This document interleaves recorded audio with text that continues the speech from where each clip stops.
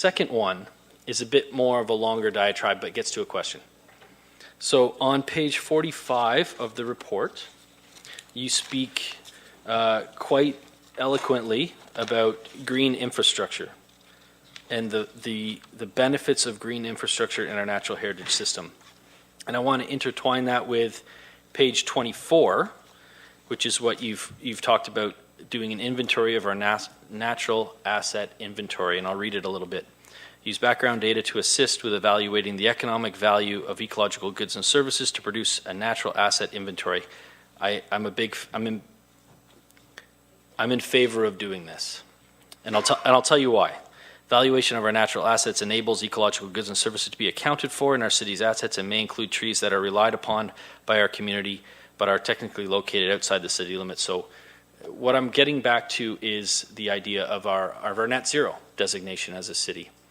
And that goes back to page 43, and I'll bring it home here, I promise, which is climate change adds complexity to impacts of urbanization. I agree.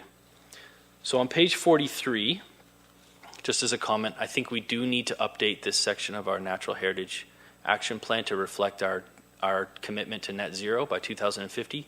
This is largely reflecting the last CEI, and we have updated that plan since. So as a respective comment, I think that needs to be updated. But the comment I want to read is this, and this is going to dive me into this next question. So science-based management of ecosystems can assist the city in maximizing the benefits of the natural heritage system as a carbon sink. And I think that's really important. One of the true merits to our net zero designation is that we can attack the problem from both sides. So 100% renewable states that we are going to achieve our generation through these means, but it doesn't actually account for what could be coming up from within, and that's the ecological services that we get through our carbon sequestration in our wetlands and our mature trees and our expanding our canopy. Just back of the envelope research here, a 40-year-old tree has already sequestered a ton of carbon in its lifetime, and every year forthwith after that it's sequestering about 50 pounds of carbon per year. There are ecological and fiscal reasons for investing in our tree canopy, and if we're going to attack our net zero objective as a community, we have our task force focusing on how we're going to use our energy more efficient, but we also have you guys focusing how we might enhance our natural heritage system to help push that up from the bottom, and that delta gets smaller. Canadians, so again, just a little bit more stats. On average, a Canadian resident's carbon footprint is about 15.7 tons per year. It's astronomical compared to the rest of the world. We have a very big geography though.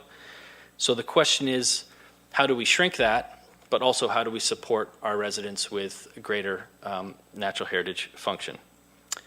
Another quote, another great stat that I found, and this speaks to riverine restoration. And I have reached out to other community advocates hoping that they will chime in on this, so thank you, Councillor Downer. We do need to get the rest of the community involved.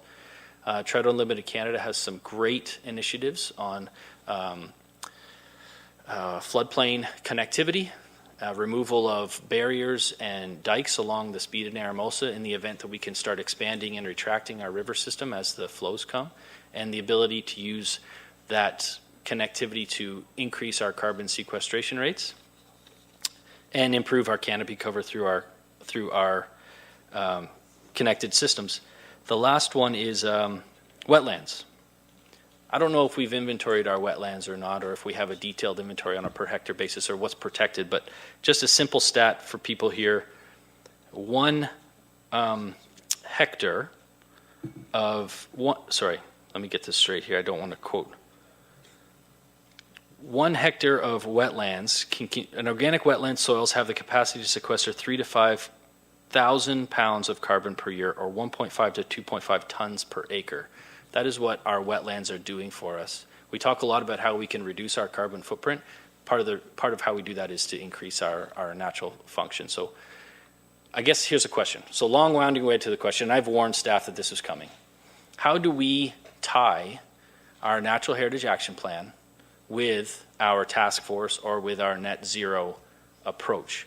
Is there a path forward where we can strike a committee, and I'm happy to work on staff if you need direction from council on this.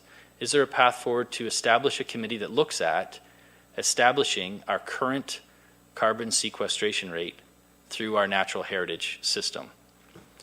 I believe it's possible just by basic back of the envelope math.